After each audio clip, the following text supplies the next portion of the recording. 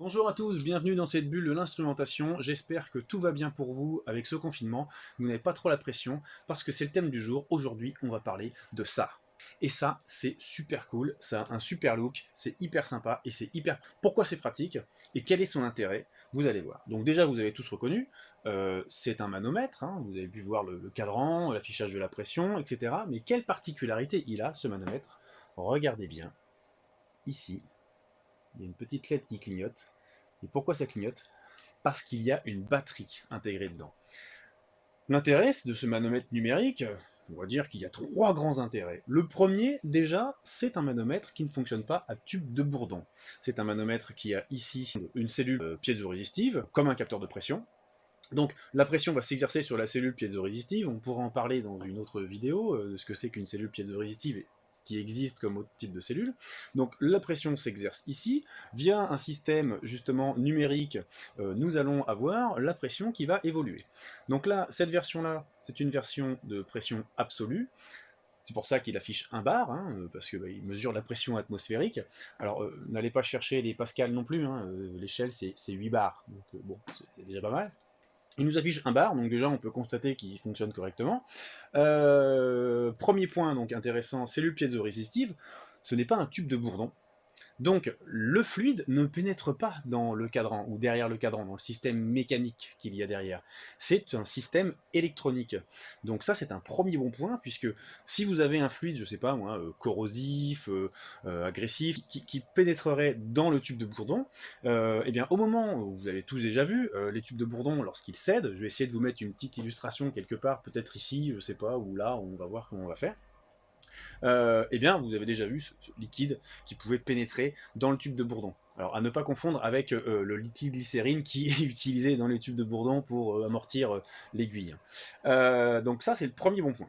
Déjà, pas de risque de pouvoir avoir une pollution extérieure, une fuite extérieure via le cadran donc du liquide process. Deuxième point intéressant, donc, je l'ai dit, il a une batterie. Alors là, celui-ci, ça fait 2 ans que je l'ai, ouais, et donc il fonctionne toujours. Il est annoncé pour une durée de vie de 10 ans, donc vous pouvez, si vous le souhaitez, démonter la façade et accéder via la petite vis ici à l'arrière au changement, au remplacement de la batterie. Ça c'est un deuxième point intéressant.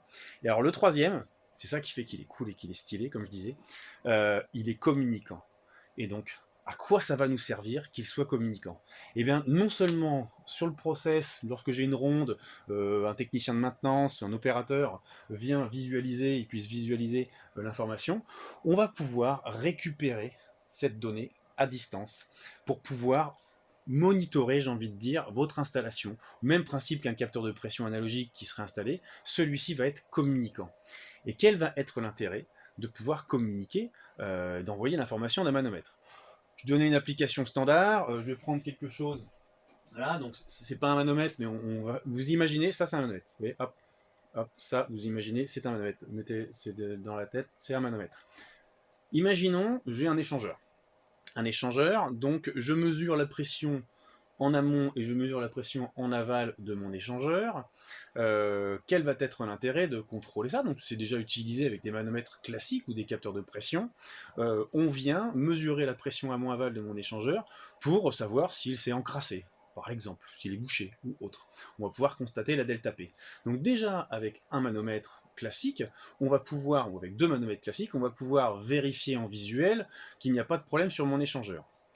Mais là, l'intérêt du communicant, c'est que les données sont renvoyées derrière sur un réseau qui s'appelle le réseau Wireless ART, qui est un réseau maillé. Donc plus vous avez de capteurs, plus vous rendez votre réseau robuste, et donc vous allez pouvoir récupérer ces données à distance via des applicatifs qui vont monitorer en continu mon échangeur. Et là, on va retrouver tout l'intérêt d'utiliser ce genre de manomètre numérique, c'est qu'on va pouvoir piloter à distance, recevoir des alertes, ou en tout cas faire tout un monitoring complet pour mieux optimiser bien la maintenance de mon échangeur.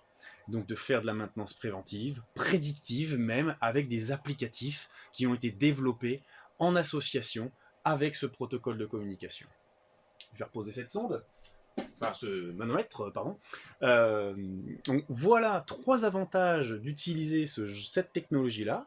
Donc je vous invite à contacter votre interlocuteur commercial Instrumia, www.instrumia.com. Sur le site internet, vous pouvez trouver votre interlocuteur dédié, ou alors nous appeler pour plus d'informations.